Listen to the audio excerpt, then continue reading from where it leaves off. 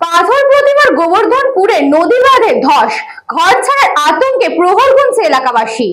হাতে গোনা কদিন আগে গোবর্ধনপুরের রিং বাঁধের সিদ্ধান্ত, তার মধ্যেই নদী বাঁধে ধস। আতঙ্কে চোখের জলে প্রহর গণা শুরু গোবর্ধনপুরের ধস কবলিত এলাকার 70 বছরের বৃদ্ধা থেকে শুরু করে গোটা এলাকাবাসীর।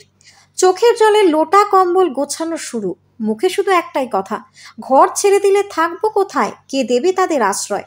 ইতিমধ্যে দক্ষিণ 24 পরগনা জেলার পাথর প্রতিমা ব্লকের জি প্লট গ্রাম পঞ্চায়েতের গোবর্ধনপুর এলাকা বারংবার নদী বাঁধ ধসের কবলে পড়েছে। প্রশাসন থেকে 7 থেকে 8 বার তৈরি করা হয়েছে রিং বাঁধ।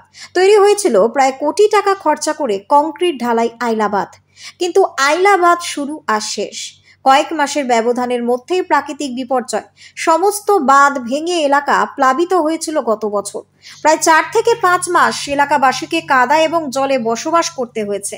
তার মধ্যেই তৈরি হয় আবার একটি রিং বাঁধ, ঢেকে দেয়া হয় জিও চট দিয়ে ঢেউ এবং ধসের হাত থেকে রক্ষা করার জন্য, কিন্তু সেই প্রযুক্তিও কাজে লাগেনি। ইতিমধ্যে আবারও ধস দেখা দিয়েছে। আগামী অমাবস্যা কাটলে হয়তো এলাকায় প্লাবিত হবে। বঙ্গোপসাগরের ঢেউ আছড়ে পড়ছে কূলে, প্রত্যেকটি মুহূর্তে একটু একটু করে বাঁধের মাটি চলে যাচ্ছে সমুদ্রের গর্ভে। এলাকাবাসীর কথা চিন্তা করে বিধায়ক সমীর কুমার জানার নেতৃত্বে গত 3 দিন আগে প্রশাসনিক বৈঠক করে রিং বাঁধ দেওয়ার কথা ঘোষণা করা হয়। তার প্রস্তুতি শুরু হয়েছে। তার মধ্যে আবারও ধস। ইতিমধ্যে আতঙ্কিত হয়ে পড়েছে এলাকার মানুষজন।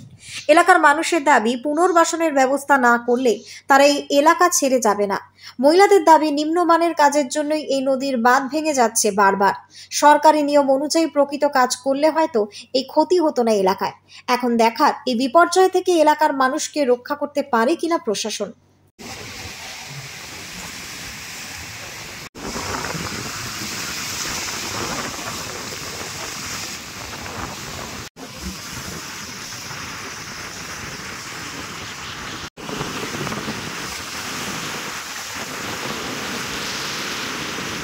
উচ্চস্তরে আলোচনার মধ্য দিয়ে আমরা একটা সমাধান সূত্র তৈরি করেছি। আমরা আশাবাদী যে গোবর্ধনপুরের মানুষরা তারা স্বতঃপ্রণোদিত হয়ে তাদের যে সমস্যাগুলো আছে সে সমস্যা ওভারকাম করবার জন্য এগিয়ে এসছে। এটা আজকের আমাদের আলোচনার মূল বিষয়বস্তু বলে মনে করছি।